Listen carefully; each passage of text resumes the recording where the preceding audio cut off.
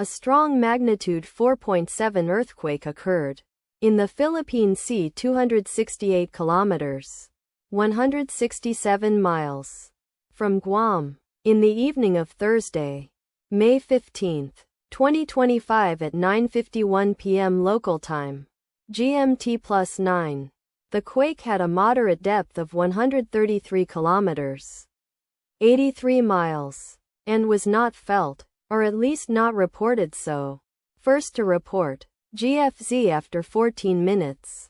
The earthquake occurred 7 days after a magnitude 4.9 earthquake had hit on Friday, May 9, 2025, at 3:36 a.m.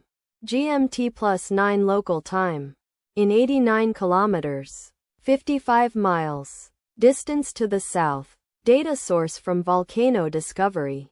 Did you feel it? Let us pray. May the earthquake that occurred not affect our brothers and sisters there. May the earthquake not happen again. And may God protect everyone. Amen.